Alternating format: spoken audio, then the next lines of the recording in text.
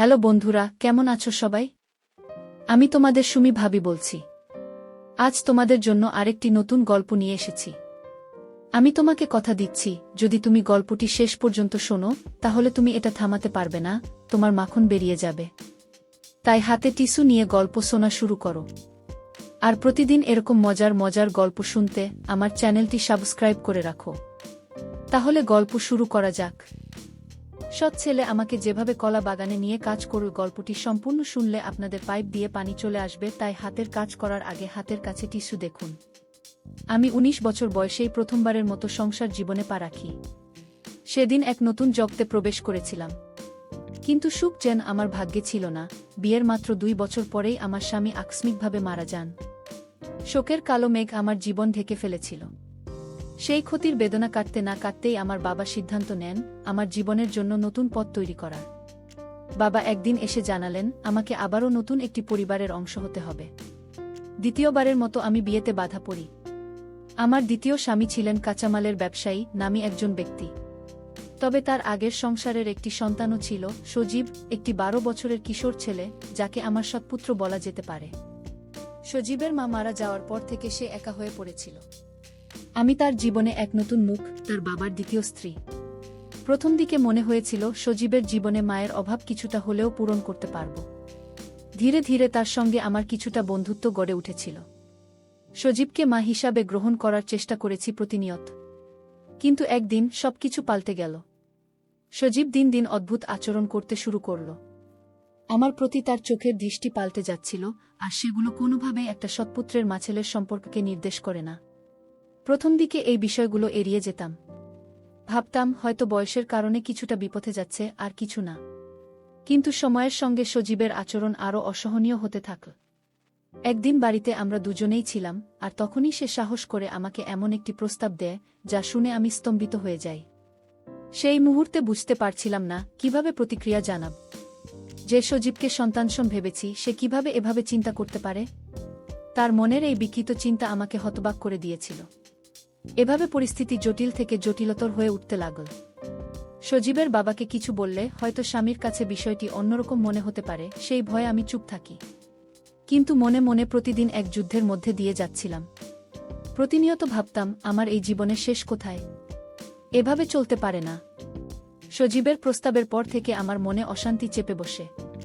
প্রতিনিয়ত নিজেকে প্রশ্ন করতাম, এই বয়সে একজন সৎপুত্র কিভাবে এমন সাহস করতে পারে? একদিকে সজীবের সঙ্গে সামনাসামনি দেখা হলেও তার আচরণ যেন আমাকে তাড়া করে বেড়াচ্ছে। আবার তার বাবার কাছে অভিযোগ করতেও দ্বিধা হচ্ছিল, হয়তো তিনি আমাকে ভুল বুঝবেন, এই আশঙ্কা আমাকে চুপ থাকতে বাধ্য করেছিল। এরই মধ্যে আমি সজীবকে এড়িয়ে চলার চেষ্টা করলাম। কিন্তু সে যেন আরও অগ্রসর হতে থাকে, সুযোগ পেলেই সে আমাকে একা পেতে চায়। দিনের পর দিন তার আচরণে অস্বস্তি বাড়ছিল। এমন পরিস্থিতিতে একদিন মনে হলো এই পরিস্থিতির মুখোমুখি হওয়া ছাড়া আর কোনো উপায় নেই।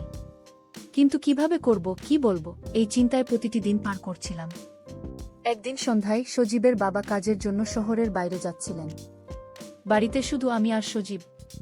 আমার মনে অজানা ভীতি শুরু হলো, আজ হয়তো তার সাহস আরও বাড়বে। সেই রাতে সজীব দরজার সামনে দাঁড়িয়ে কড়া নাড়ল, আমি বুঝতে পারছিলাম কিছু একটা ঘটতে যাচ্ছে। আমি দরজা খুলতেই সজীব ভেতরে এসে বসল এবং বলল, তুমি কেন আমাকে এড়িয়ে চলছ? আমার বয়স কম হলেও বুঝতে পারি।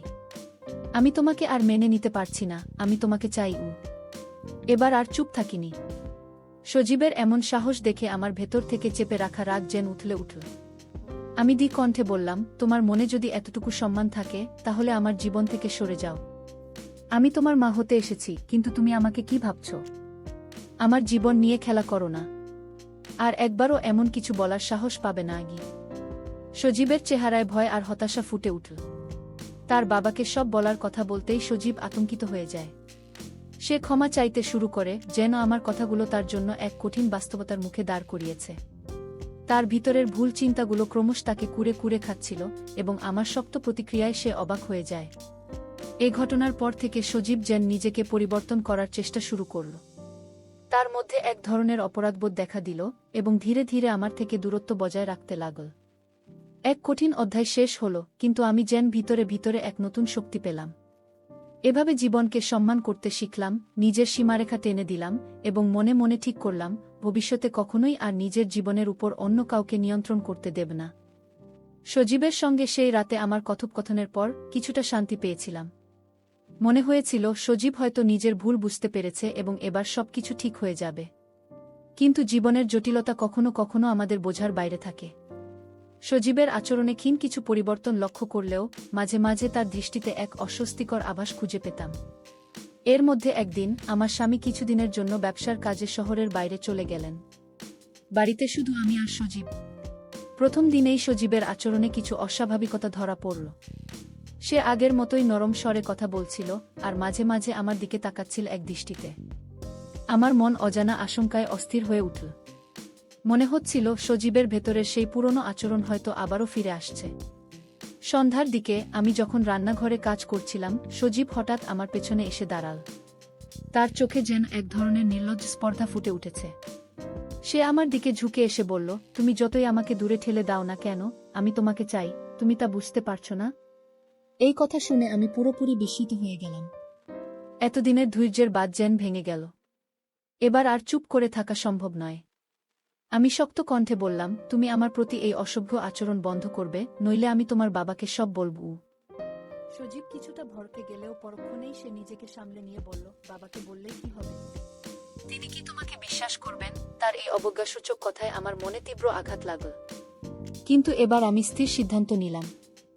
সজীবের প্রতিটি ভুলের পর আমি যে তাকে ক্ষমা করে দিয়ে নতুন করে সুযোগ দিয়েছিলাম, এবার আর তা করতে রাজি নই।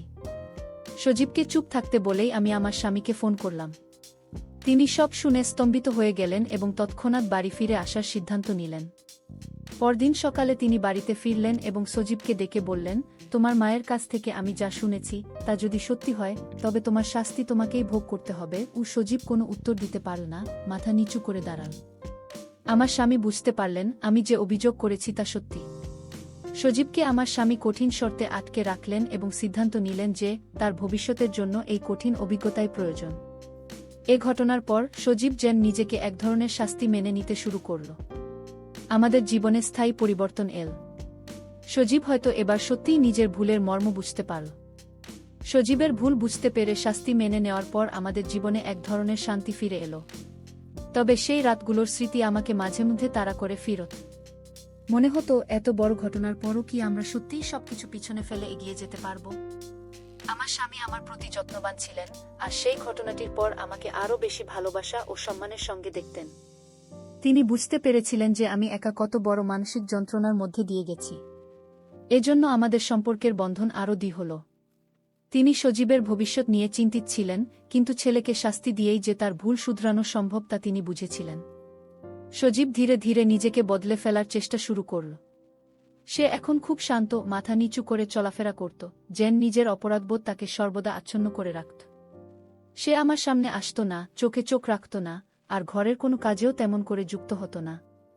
আমি বুঝতে পারতাম সে নিজের ভুলের গভীরতা বুঝেছে এবং চেষ্টা করছে নিজেকে বদলাতে। কিছু মাস পর সজীবের বাবার উদ্যোগে তাকে পড়াশোনা ও জীবনের মানসিক পরিবর্তনের জন্য একটি বোর্ডিং স্কুলে পাঠানো হলো।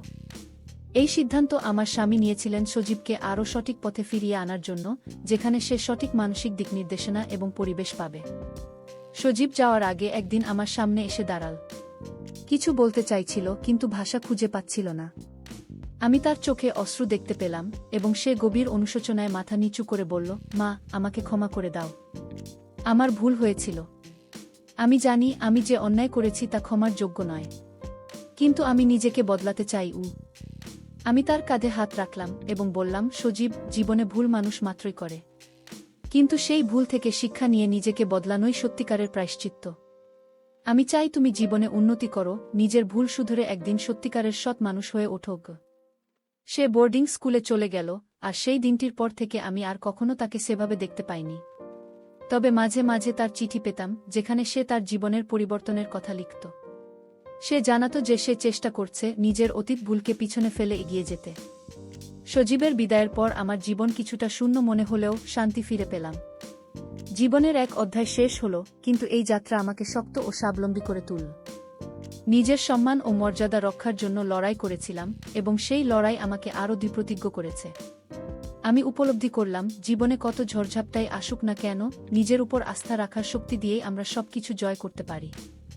সজীব বোর্ডিং স্কুলে চলে যাওয়ার পর আমাদের জীবনে এক ধরনের স্থিরতা ফিরে এল। সেই অশান্ত দিনগুলো এখন কেবলই অতীত। কিন্তু কখনো কখনো তার শূন্যতা অনুভব করতাম। মনে হতো এই ছেলেটি যদি সত্যি নিজের ভুল শুধরে একদিন সৎ ও সফল মানুষ হয়ে ওঠে, তবে সেই যন্ত্রণার কিছুটা হলেও অর্থ মিলবে। সজীব বোর্ডিং স্কুল থেকে মাঝে মাঝে চিঠি পাঠাত। প্রতিটি চিঠিতে তার মধ্যে এক নতুন আত্মবিশ্বাস ও পরিবর্তনের ইঙ্গিত দেখতে পেতাম। সে লেখায় জানাতো কিভাবে সে নিজের ভুলের জন্য লজ্জিত এবং ভবিষ্যতে তার পিতার সম্মান ও আমার প্রতি শ্রদ্ধা রাখার প্রতিশ্রুতি নিচ্ছে। এই চিঠিগুলো আমাকে সান্ত্বনা দিত। মনে হতো আমার কঠোরতা তার জীবনে এক ইতিবাচক প্রভাব ফেলেছে। কয়েক বছর পর সজীব উচ্চশিক্ষার জন্য বিদেশে চলে যায়। বিদেশে যাওয়ার আগেও সে আমাদের কাছে আসার সাহস করেনি, তবে বিদায়ের আগে আবারও এক চিঠিতে তার কৃতজ্ঞতা প্রকাশ করে বলেছিল, তোমার কঠোরতা আমাকে বদলে দিয়েছে মা। আজ আমি সঠিক পথে হাঁটতে পারছি কারণ তুমি আমাকে বাধা দিয়েছিলে। আমার জন্য আশীর্বাদ রেখো, যেন আমি একদিন এমন মানুষ হতে পারি যে তোমাদের গর্বিত করতে পারবে গু। তার এই কথা শুনে আমার চোখে পানি এসে গিয়েছিল। অবশেষে মনে হলো আমার সহ্য করা সেই সব যন্ত্রণার কিছুটা ফল আমি পেলাম। আমার স্বামীও তার পরিবর্তন দেখে সন্তুষ্ট ছিলেন এবং মনে মনে আশীর্বাদ করেছিলেন যেন সজীব সত্যিই জীবনে সফল হয়। সজীব বিদেশে থাকা অবস্থায় তার পড়াশোনা শেষ করে একদিন নিজের যোগ্যতায় প্রতিষ্ঠিত হতে শুরু করে। মাঝে মাঝে সে ফোন করত, তার সাফল্যের কথা জানাত। বছরখানেক পর সে নিজেই সিদ্ধান্ত নেয় দেশে ফিরে আসার এবং নিজের বাবার ব্যবসার দায়িত্ব নেওয়ার। এই সংবাদ পেয়ে আমাদের মনে প্রশান্তির ঢেউ বয়ে গেল।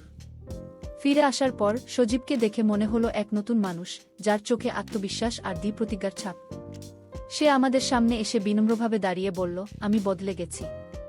এখন আমার একমাত্র লক্ষ্য তোমাদের গর্বিত করা। কি আমরা গর্বিত চোখে তাকে দেখলাম এবং বুঝতে পারলাম আমাদের সেই ত্যাগ, লড়াই আর ধৈর্যের ফল আজ সজীবের মধ্যে ফুটে উঠেছে। আমাদের জীবন আবার স্বাভাবিক গতিতে ফিরে এলো। সজীব সত্যি সত্যি সেই ভুলগুলোকে পিছনে ফেলে এক নতুন শুরু করেছিল। আর আমি আমার ভেতরের সেই বেদনা থেকে মুক্তি পেলাম। আজ আমি জানি কখনো কখনো কঠোর সিদ্ধান্তই মানুষের জীবনে বড় পরিবর্তন আনতে পারে। সজীবের ফিরে আসার পর আমাদের সংসারে যেন এক নতুন দিনের সূচনা হলো। সজীব এখন আগের সেই অল্প বয়সী ছেলেটি নেই। এখন সে দায়িত্বশীল, পরিণত এবং সৎ একজন মানুষ। তার বাবার ব্যবসায় তার দক্ষতার প্রমাণ পাওয়া যাচ্ছিল। প্রতিটি কাজে সে আত্মনিয়োগ করছিল, যেন নিজের পুরনো ভুলগুলোকে সে তার অর্জনের মাধ্যমে ঢেকে দিতে চায়। বছরখানেকের মধ্যেই সজীব পুরো ব্যবসার দায়িত্ব নিজের কাঁধে তুলে নিল। তার বাবার চোখে গর্বের ছাপ ছিল, আর আমার মনেও তৃপ্তির এক অনুভূতি কাজ করছিল। মনে হচ্ছিল এই পরিবর্তন শুধু তার জন্য নয়, আমাদের পুরো পরিবারের জন্য একটি আশীর্বাদ। এরই মধ্যে একদিন সজীব আমার সামনে এসে দাঁড়াল। সে কিছুটা লজ্জিত আর অপ্রস্তুত ছিল। আমি তাকে শান্তভাবে বসতে বললাম। সে ধীরে ধীরে বলল, মা, আমি আজ একটি কথা বলতে চাই। আমার জীবনের যেসব ভুল ছিল সেগুলো শুধরানোর সুযোগ পেয়েছি আপনার জন্যই। আজ আমি যা হয়েছি সবই আপনার কঠোরতা আর সহ্যশক্তির জন্য। আমার জীবনে আপনার যে অবদান তা কোনোদিন শোধ করতে পারব না। তার কথা শুনে আমার চোখ ভিজে গেল। এই দীর্ঘ যাত্রায় আমাদের যে প্রতিটি সংগ্রাম ছিল তা যেন এক মুহূর্তে মিলিয়ে গেল। আমি তাকে বললাম, সত্যিকারের পরিবর্তন হলো ক্ষমা আর সঠিক পথে ফিরে আসার মাধ্যমে।